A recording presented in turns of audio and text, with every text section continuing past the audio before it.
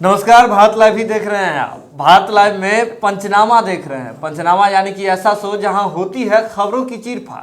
हर रोज कोई ना कोई खबर हमारे साथ स्टेचर पे होता है। अब देखिए ना, नीतीश कुमार बिहार में जो रणनीति साधने की कोशिश कर रहे हैं वो कहीं ना कहीं, देखिए, जो राजनीति में होता है उसका कहीं से कोई संदर्भ होता है, कोई ना कुछ इतिहास होता है, वहीं से सीख करके राजनेता राजनीति करते हैं। नीतीश कुमार नीति लेकर के आते हैं, लेकिन वो नीति वैश्विक स्तर पर पहले कहीं ना कहीं दोहराई गई होती है। अब चलिए, अगर बात कर ले मौजूदा स्थिति में, तो भाजपा अवाक हो गई है। अब भाजपा क्यों अवाक हो गई है और भाजपा के अवाक होने के पीछे के कारण क्या है? तो दरअसल एक ही कारण है, नीतीश कुमार और नीतीश कुमार की नीति। शिवसेना की राह पर चल गए हैं। अब समझिए, शिवसेना से अभी भाजपा की तू मैं हो रही है, ठनी हुई है, और ऐसे में शिवसेना की राह पर अगर नीतीश कुमार चले जाए तो इसका तो सीधा असर बिहार में दिखेगा। अब इस खबर की पीछे की क्या सत्यता है और कहाँ चले गए हैं शिवसेना की राह पर, बताएंगे डॉक्टर साहब। तो डॉक्टर साहब कहाँ है? देखो, कहावत है, हुई है वही जो राम रचि राखा। जी। तो आप और हम बहुत कुछ नहीं कर सकते। जी बिल्कुल। ये ग्लोबली लागू होता है, जो ऊपर सेट किया हुआ है वही होगा। सभी लोगों ने अपने हिसाब से चुनाव की परिकल्पना की, रिजल्ट की कल्पना की, एग्जिट पोल्स लाए, हुआ वही जो तय था। जी बिल्कुल। हाँ, ये बात जरूर थी कि हमें पता था, हमने जो बातें कही वो सही हो गया। जी। अब ये तुक्का भी हो सकता है कि हम सही हो गए हों, बाकी लोग गलत हो गए हों, लेकिन खैर जमीन पर उतरने के बाद कुछ चीज़ें समझ में आ जाती हैं। जी बिल्कुल। अब आपने एक बात अभी कही, नीति और नीतीश। मैंने तो कहा कि नीतीश के नाम में ही नीति है। बिल्कुल। लेकिन आपको क्या ये बात पता है कि नीति से भी बड़ा कुछ होता है? व्यक्ति अपने जीवन में नीति लगाता है, अलग अलग जो समस्याएं होती हैं उनको सॉल्व करने के लिए। जी। लेकिन नीति से बड़ा होता है अनुशासन। जी बिल्कुल। और वो अनुशासन बिहार ने भाजपा में लाया। जी। आपने देखा, सिलसिलेवार तरीके से अनुशासन दिया जा रहा है। जी। पार्टी के बड़े पद के नेताओं को नीतीश कुमार से दोस्ती की वजह से साइडलाइन किया गया, जी बिल्कुल, मार्जिनलाइज किया गया। भले ही आपको लगता है कि उन्हें रिवॉर्ड किया गया है कि बिहार की राजनीति से केंद्र की राजनीति में भेजा जा रहा है, तो यही काम तो लालू यादव भी कर रहे थे नीतीश को लेकर। तो नीतीश क्यों डर गए, क्यों बिहार में ही रह गए, क्यों गठबंधन तोड़ दिया? क्योंकि ये promotion with a added demotion था। जी बिल्कुल। आप बिहार में काम करना चाहते हैं और आपको हम अमेरिका का राष्ट्रपति बना देंगे। जी। तो मैंने तो आपको प्रमोशन दिया, लेकिन आपके मन की भावनाओं के साथ मैं खेल गया। बिल्कुल। और यही हुआ है बिहार में। नीतीश कुमार की कमजोरी भाजपा की हमेशा ही ताकत बनेगी। नीतीश जितने कमजोर रहेंगे, ये डायरेक्टली प्रोपोर्शनल है। जी बिल्कुल। नीतीश की कमजोरी भाजपा की मजबूती होगी, नीतीश के कम सीट आना भाजपा के लिए ताकतवर काम होगा, और यही हुआ है। जी। और आज मंत्रिमंडल का विस्तार हो या अन्य जो भी कारण रहे हो, आयोग का गठन हो गया हो, एमएलसी की सीटों को लेकर मामला विवाद बढ़ा हुआ हो, ये सारी चीजें आकर बॉइल डाउन करती हैं नीतीश कुमार के पास। नीतीश अगर चुप रह जाएंगे, नीतीश अगर दबे हुए महसूस कर रहे हैं और कुछ बोलेंगे नहीं, तो सब कुछ ठीक रहेगा। अगर नीतीश जिस दिन चिल्ला देते हैं, जिस दिन आवाज उठाते हैं, जिस दिन वो कहते हैं कि नहीं मुझे दबाया जा रहा है, उस दिन सब कुछ टूटेगा। अब भाजपा के साथ सबसे बड़ी समस्या क्या है कि भाजपा बिहार में ऐसी स्थिति में है कि वो कभी थी नहीं। जी बिल्कुल। ताकत तो जबरदस्त है, लेकिन ये ताकत उतनी ही है जितना से आप भय बना सकते हैं, लेकिन आप जीत नहीं सकते। आप डरा नहीं सकते हैं हमेशा के लिए। और नीतीश कुमार उसी डर को कंपनसेट कर रहे हैं 1-2% चिल्लड़ों से। जी। जिसे हमने शुद्ध भाषा में कहा था कि चिल्लड़ जोड़ रहे हैं। लेकिन वो चिल्लड़ बिटोरने से अपने आप को मजबूत तो कर रहे हैं ना। कल हमने बताया कि चिराग पासवान के 8% वोट से सीधा उनका टक्कर है। मतलब भाजपा से बाद में लड़ लेंगे, पहले चिराग पासवान से तो फरियाल है। ये तो इमीडिएट डैमेज करके चला गया, और ये डैमेज दोबारा नहीं हो इसकी तैयारी कर रहे हैं। कभी उपेंद्र कुशवाहा उसके श्रेणी में आ जाते हैं, कभी लवकुश समीकरण आ जाता है, आरसीपी सिंह को कमान देना, भाजपा के साथ रिश्ते अंदरूनी बिगड़े हुए होने के बावजूद चेहरे पर वो सिकन नहीं दिखाना, ये सारी चीजें वो रणनीति का हिस्सा है जिसमें नीतीश कुमार भाजपा को एहसास करे कि हाँ आप जीत गए हैं। बिल्कुल आप जीत गए हैं, आपको छाती पीटने की आवश्यकता नहीं है, मेरी छाती पर चढ़ने की आवश्यकता नहीं है। लेकिन एक और बड़ी बात देख रहे होंगे कि जिस तरह से लोजपा ने जो चिट्ठी प्रकरण किया था, चिट्ठी में जिक्र किया था कि हम नीतीश कुमार पर व्यक्तिगत हमला नहीं कर रहे, तो नीतीश कुमार भी जो बदला है वो व्यक्तिगत नहीं ले रहे हैं, वो ऐसा बदला ले रहे हैं जो अपने रणनीति और नीति के तहत और अपने आप को मजबूत करने वाला बदला ले रहे हैं। आपने कहा ना कि वो चिराग पासवान से नहीं लड़ रहे, उनका जो 8% वाला वोट बैंक है उससे जाकर के नीतीश कुमार लड़ रहे हैं, उसे अपने खेमे में करने की तैयारी में। अब इसी रणनीति का एक अगला हिस्सा देखिए, पिछली बार जी नीतीश कुमार को सबसे ज्यादा अगर कुछ डैमेज किसी ने किया जी तो वो है हम। जी बिल्कुल। जो सोशल मीडिया प्लेटफॉर्म पर, डिजिटल प्लेटफॉर्म पर लोग आकर अपनी अभिव्यक्ति कर रहे हैं, जी जिसमें हम भी एक उसका हिस्सा हैं, जी पत्रकार।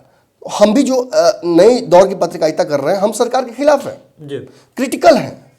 मैं सेमलेसली इस बात को कहने के लिए कह सकता हूं कि मैं नीतीश कुमार की बड़ाई करने के लिए यहाँ नहीं बैठा हूं। जी उसके लिए उन्होंने अखबार रख रखे हैं, मैगजीन्स रख रखे हैं, टीवी चैनल्स रख रखे हैं। मैं यहाँ केवल सरकार के कार्यों का क्रिएटिव कंस्ट्रक्टिव क्रिटिसिज्म करने के लिए बैठा हुआ हूं। जी मैं किसी भी तरह की बड़ाई नहीं करूंगा। उसके लिए हमने एक शो बना दिया, सुशासन नाम। जी अब वो वहां होगा, लेकिन पूरे दिन सरकार के अलग अलग जो कार्य हैं उनमें क्या कमियां रह जाती हैं, स्कीम्स में क्या कमी, उनके बारे में हम बताएंगे। ये हमने किया और इसकी वजह से जनता में एक बात तो आई, जो एक नीतीश कुमार का रूप था, जो चेहरा था कि बहुत अच्छे हैं, 15 साल में बिहार का छवि बदल दिया, बिहार के नए नायक हैं। और हमने बताया कि नहीं, वो थे, वो पहले नीतीश थे, फिर दूसरे नीतीश आए और तीसरे नीतीश आए। भारत लाइव की टीम ने ही बताई थी, अब चौथे नीतीश है। नीतीश कुमार का जो सबसे बड़ा जो फैक्टर है और सबसे बड़ा प्रतिद्वंदी, कंपटीटर, हाँ कंपटीटर खुद नीतीश कुमार ही है। पहला नीतीश से दूसरा नीतीश अच्छा नहीं थे, दूसरे से तीसरे कमजोर हो गए और चौथे आते थे नीतीश कुमार के पास ना तो राजनीतिक आइडियोलॉजी बची। अब आपको बताता हूं मैंने जो बात शुरू में कही थी, आइडियोलॉजी ही आज के डेट में राजनीति में अनुशासन है। जी ये तो खो दिया नीतीश कुमार जी ने। जी बिल्कुल। आइडियोलॉजी तो खो दी उन्होंने, अनुशासन तो खो दिया। किसी एक मुद्दे पर तो नीतीश कुमार अडिग नहीं है। मिट्टी में मिल जाऊंगा, भाजपा के साथ नहीं जाऊंगा। प्रणाम, हे धरती आप खुलती क्यों नहीं है? हे धरती आप चीर नहीं रहती है अपने आप को। नीतीश जी को स्थान दीजिए। नहीं हो पाया। नीतीश जी ने आइडियोलॉजी के साथ कॉम्प्रोमाइज तब भी किया जब वो एक तरह से भाजपा के साथ दोबारा आए, तब भी किया जब वो लालू यादव के साथ गए। जिस लालू प्रसाद यादव के खिलाफ इतनी बातें कही, उसी से दोस्ती कर ली। तो आपने अनुशासन फॉलो नहीं किया। नीति आपके साथ है, अनुशासन नहीं है। और अनुशासन की बात जब आती है तो कहीं ना कहीं मैं इस बात को जरूर कहूंगा कि शिवसेना एक बड़ी पार्टी है। जी बिल्कुल। जिसमें अनुशासन शुरू से ही रहा है। जी। वो अपनी बातों पर अडिग रहती है। जी। और हाँ, गठबंधन तो उसने भी तोड़ा, लेकिन कब तोड़ा? जब उसे झटका दिया जा रहा था और उसने साबित कर दिया कि अपने अनुशासन पर टिक कर भी हम सरकार चला सकते हैं। भाजपा की छाती पर मूंग दल रही है। आज भाजपा बंगाल में घुसकर ममता बनर्जी से दो हाथ करने की तैयारी जरूर कर रही है, पर क्या अमित शाह की 100 विफलताओं में से एक बड़ी विफलता नहीं है कि महाराष्ट्र उनके हाथ से निकल गया? जी बिल्कुल। क्या अमित शाह अपने आप को जो चाणक्य बोलकर घूमते रहते हैं पूरे विश्व भर में, और बड़े बड़े टीवी चैनलों पर उनका चाणक्य लिखकर तस्वीर आती है? नीति जरूर हो सकती है, लेकिन अनुशासन जरूरी है। चाणक्य नीति की बात बार बार करते हैं, नीतीश अपने नीति लगाते हैं, वो चाणक्य नीति लगाते हैं, लेकिन दोनों पर अनुशासन भारी पड़ता है। और वही बात है, देखिए आप आज भी जिस तरह से शिवसेना वहां पे काम कर रहे हैं, एक बात मैं जिक्र करना चाहूंगा जिससे स्थापित हो जाएगा कि मैं कैसे कह रहा हूं कि नीतीश उस तरफ बढ़ चुके हैं। शिवसेना ने भी मौके को समझते हुए अपनी राजनीति को एक्सपेंड किया और आसपास जितने भी उसके वहाँ पे पार्टियां थी छत्रप, उनके साथ संबंध अच्छे किए। उसने वक्त के साथ परिवर्तन किया, लेकिन आइडियोलॉजी नहीं छोड़ी। आइडियोलॉजी बिल्कुल। आप याद कीजिए कि कैसे एक बाला साहब का एक दौर था, उस दौर में उन्होंने इंदिरा गांधी तक को चैलेंज कर दिया था। याद होगा आपको, सारा प्रकरण याद होगा। उसके बाद फिर जब उद्धव ठाकरे का समय आया, फिर राज ठाकरे आए, उन्होंने किस तरह से एक अलग ही दिखाया रूप बाला साहब का। फिर उसके बाद जब उनके पुत्र आते हैं और उनके पुत्र दिखाते हैं कि आज की राजनीति हम करना चाहते हैं, हम जरूर वही पार्टी हैं, लेकिन युवाओं के साथ मिलकर कदम चलाकर उनके साथ में चलना चाहता हूं। तो ये इससे एक क्या होता है कि व्यापक संदर्भ में आपकी एक्सेप्टेबिलिटी, स्वीकार्यता बढ़ती है। बिल्कुल बिल्कुल। और शिवसेना ने स्वीकार्यता बढ़ा ली। एक और व्यक्ति के पास अनुशासन है, मजाक में लोग लेते हैं उसे, लेकिन उसका नाम है केजरीवाल। वो दिल्ली के अनुशासन को फॉलो करता है और उस व्यक्ति को दिल्ली ने सौरा खो पर बिठा रखा है। भाजपा लख जाती है, लेकिन औंधे मुंह गिर कर आती है। आपको याद होगा मनोज तिवारी का जो अंतिम गाना था, रिंकिया के पापा बनाकर पूरा उनको दिल्ली में घुमाया गया था। ये केजरीवाल का ही जलवा है कि उस व्यक्ति ने अपने अनुशासन से दिल्ली को साध लिया और दिल्ली के दिल में अपना स्थान बनाया हुआ है। जी बिल्कुल। और भाजपा अमित शाह जी की अगर कुछ, मैंने कहा ना कि कुछ बड़ी अगर हार में से माना जाएगा तो एक दिल्ली, एक वहाँ महाराष्ट्र, बिल्कुल। और मुंबई और दिल्ली ही तो भारत का जान है ना। आप दो बड़े बड़े गद्दियों को जब छोड़ देते हैं, खो देते हैं, तो आपको याद होगा मेरठ से शुरू हुआ था सिपाही आंदोलन, मंगल पांडे, और सिपाही आंदोलन की वजह से ही अंग्रेज बाहर भागे थे देश से, क्योंकि उन्हें पता चल गया था कि ये म्यूटनी हो गई है। और म्यूटनी के साथ एक खास बात होती है, इसका जो रिएक्शन होता है ना, ये एकदम फ्यूजन रिएक्शन की तरह होता है, न्यूक्लियर रिएक्शन की तरह, ये फैलता जाता है। और अंग्रेजों को पता था कि आज नहीं तो कल ये हम एक गृह युद्ध की स्थिति में फंस जाएंगे, वो छोड़ के चले गए। आज जिस तरह से, अब देखिए आपको याद होगा कि एक तो दिल्ली, दूसरा बंगाल, तीसरा कौन सा बड़ा शहर होता है? कलकत्ता। अगली नजर बंगाल पर है। अब अगर अमित शाह के हाथ से वो निकल जाता है तो फिर आप समझ लीजिए कि कहानी लगभग समाप्त है इधर। लेकिन मैं एक बात और आपको याद दिला दूं, इन तीनों बड़े राज्यों के और बड़े जगहों के गद्दियों के अलावा मगध का साम्राज्य आपको याद होगा। जो मगध का राजा, वो आधुनिक भारत का राजा। जी बिल्कुल। और बिहार ने कैसा अनुशासन दिखाया है, चंद्रगुप्त से लेकर आप आइए अभी तक के अनुशासन को आप देखिए हमारा। आपने देखा किस तरह से हमने नालंदा पूरे विश्व की ज्ञान की राजधानी हमने बना रखी थी। अनुशासन से ही ना होता है। जी बिल्कुल। राजनीति का मुझे नहीं पता, लेकिन शिक्षा और ज्ञान तो अनुशासन से ही आता है। जी। और आज खबर ये आई है कि जिस तरह से मनसे ने सामना लाया था, जी, वो मैगजीन, वो मुखपत्र, जिससे सीधे तौर पर जो पार्टी के शीर्ष नेता थे वो जनता से मुखातिब होते थे, अपनी बातें, अंदर की बातें, अंदरूनी बातें पहुंचाते थे जनता तक, मनोस्थिति को पहुंचाते थे। इसी से क्रांति आती है। भगत सिंह हो या कोई हो, सभी ने मुखपत्र अपने जमाने में लिखा है। गांधी जी ने किताबें लिखी हैं, उन किताबों से ही क्रांति आगे बढ़ती है। लेनिन हो, आपको सभी, अब जिसकी चर्चा कर लीजिए, सभी ने, कार्ल मार्क्स ने, सभी ने किताबें लिखी हैं और उन किताबों से ही क्रांति आगे बढ़ती है। आज जदयू ने इस बात को एहसास कर लिया, और केवल मैगजीन ही नहीं, जदयू संधान नाम से एक मैगजीन लॉन्च करने जा रही है जदयू, सामना की तरह ही, और वो मुखपत्र होगा। और उस मुखपत्र के माध्यम से नीतीश कुमार सीधे मुखातिब होंगे जनता से। नीतीश कुमार उसमें अपनी बातें लिखेंगे और उनकी बातों को जनता समझेगी। लेकिन ये केवल सांकेतिक शिवसेना की तरह नहीं काम करना हुआ। शिवसेना सोशल मीडिया का पूरा उपयोग करती है, और इस चुनाव में शिवसेना ने भाजपा से तगड़ी कैंपेन चलाई थी सोशल मीडिया पर। और हमने स्ट्राइक काउंट्स देखे थे, तो सोशल मीडिया पर भाजपा जैसी बड़ी पार्टी को, उतना बड़ा IT सेल, सबको शिवसेना ने रातों रात दबा दिया था। और उसकी वजह से यूथ में उनका एक अच्छा पहुंचा। अब बात क्या है, अब नीतीश कुमार जब इस स्ट्रैटेजी को पकड़ते हैं तो इससे दो चीजें रियलाइज होती हैं। एक सबसे बड़ी बात कि नीतीश कुमार ये बात मानते हैं कि सोशल मीडिया ने हमें डैमेज किया। जी बिल्कुल। नीतीश के पास 100 टीवी चैनल और अखबार हो सकते हैं, 100 करोड़ से ज़्यादा वो खर्च कर सकते हैं अपने प्रचार में, जो किया उन्होंने जी। लेकिन उनके पास सोशल मीडिया में वर्कर्स नहीं हैं। उनके वर्कर्स राजद के सामने फिसड्डी हो जाते हैं जब बात आती है सोशल मीडिया की। आप अगर सोशल मीडिया के रिजल्ट के हिसाब से अगर चलते हैं तो इस चुनाव में तेजस्वी यादव को रोकने वाला कोई नहीं था। जी बिल्कुल। और कुछ पत्रकार भी इसी बहकावे में बहक गए। उन्हें 70 सीट कांग्रेस को मिली है, उस पर अभी कुछ होना चाहिए। और वही हुआ।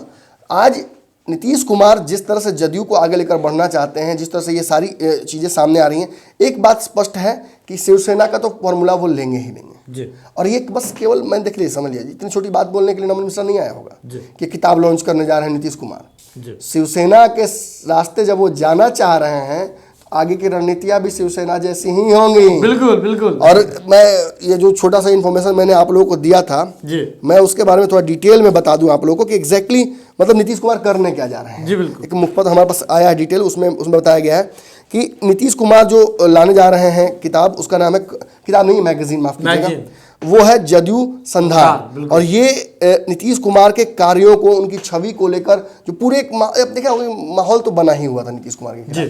बहुत सारे कार्य कांग्रेस ने भी किए थे 2014 में, 14 तक, लेकिन फिर भी वो हार गई क्योंकि उन कार्यों का वो प्रचार नहीं कर पाए। नीतीश कुमार ने भी बहुत सारे कार्य किए हैं, लेकिन उनका दुष्प्रचार होता है, प्रचार कम हो पाता है, क्योंकि जिन प्लेटफॉर्म्स को भी प्रचार के लिए यूज करते हैं उनकी व्यूअरशिप खत्म हो चुकी है।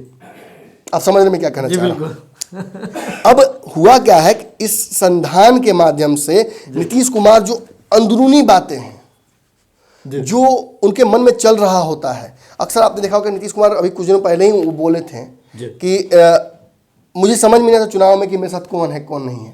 ये बातें अगर वो खुलकर चुनाव से पहले बोलते तो इसका इमोशनल फायदा वो उठा सकते थे। जी। आगे चल के कुछ और रणनीतियां बिहार में बदलने वाली हैं। चिराग पासवान ने स्पष्ट कर दिया है ये कि नीतीश कुमार को सांस भी लेने का मौका नहीं देंगे वो। यहाँ से सरकार नीतीश कुमार के लिए बचा पाना बहुत मुश्किल है, क्योंकि एक तो उनका ही पूर्वाग्रह जो पिछले 2 महीने का है वो उन पर भारी पड़ रहा होगा। एक एक दिन नीतीश कुमार के लिए बहुत मुश्किल हो रहा होगा, क्योंकि उन्हें पता है कि भाजपा उनके खिलाफ रणनीति चला रही है, उन्हें पता है कि चिराग पासवान उनके खिलाफ है, उन्हें पता है कि तेजस्वी यादव सत्ता चाहते हैं। तो मतलब नीतीश कुमार के तो 100 दुश्मन हो गए ना बिहार में। जी बिल्कुल। दोस्त कौन है? क्या नीतीश कुमार उपेंद्र कुशवाहा को राज्यसभा भेजकर उनको मंत्री बनाकर क्या उनको भागीदारी देकर सत्ता में क्या उन पर भरोसा कर सकते हैं? क्या पिछली बार भरोसा किया था उन्होंने? क्या पिछली बार भरोसा पे खरे उतरे थे उपेंद्र कुशवाहा? कौन मित्र है राजनीति में इनका? इन्होंने सच पूछिए तो किसी को मित्र रहने की स्थिति में छोड़ा ही नहीं। इनके पास एक ही ऑप्शन है, ये अपनी ताकत को इतना मजबूत कर लें कि कहीं भी इन्हें कमजोरी ऐसी फिर दोबारा ये जो 40 सीट 43 पे आ गए हैं 28 सीटों का नुकसान, ये ना झेलना पड़े कभी भी। अगर ये नहीं झेल पाएंगे तो बिहार की राजनीति से इनको विस्थापित कर दिया जाएगा। याद है आपको जो कोरोना के दौरान आ रहे थे सारे जो लोग विस्थापित होकर, उसी तरह से ये रिवर्स माइग्रेशन करेंगे यहाँ से। तो कहीं ना कहीं आज के पंचनामा के दौरान बड़ी बातें जो है सामने निकल करके आई है कि किस तरह से जदयू जो है बिहार की पार्टी जदयू अगर बात करें तो शिवसेना के रास्ते पर चल पड़ी है और इससे भाजपा जो है अवाक हो गई है।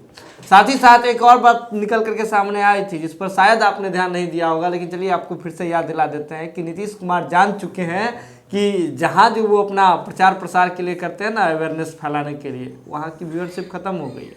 नीतीश कुमार भी सोशल मीडिया पर उतर रहे हैं, मजबूत करने की चेष्टा कर रहे हैं। तो आप भी समझदार बनिए, सोशल मीडिया पर जो है और जो डिजिटल प्लेटफॉर्म्स हैं वहां आकर के आप अपने व्यवसाय का प्रचार प्रसार कर सकते हैं। सहयोग के लिए, आर्थिक सहयोग के लिए एक यूपीआई नंबर नीचे लगातार स्क्रॉल हो रहा है और वहां उसी नंबर पे आप जा करके अपने व्यवसाय से जुड़े हुए, अपने रोजगार से जुड़े हुए एडवर्टाइजमेंट के लिए, लोगों तक अपनी बात पहुंचाने के लिए उस पर आप कॉल कर सकते हैं, मैसेज कर सकते हैं। बने रहे बात लाइव के साथ, खबरों का सिलसिला लगातार जारी रहता है। अगर आपने खबर देख लिया तो जरूरत है इसे शेयर करने की, शेयर करके अन्य लोगों तक पहुंचाने की। बहुत बहुत धन्यवाद। अगर ये वीडियो पसंद आई और वह बिहार के राजनीति और बिहारियत से सरोकार रखेनी तो सब्सक्राइब बटन दबा के चैनल के सब्सक्राइब कर ली। ओजे एगो घंटी बा, ओकरा बटन दबा देला से कुल सटीक और मारक खबर रुआ मुफ्त में मिल जाई। अगर रुआ पत्रकारिता के हमनी के नया प्रयोग में सहयोग कर चाहतानी तो ज्वाइन बटन दबा दी। पेटीएम नंबर नोट कर ली 9386816700। धन्यवाद।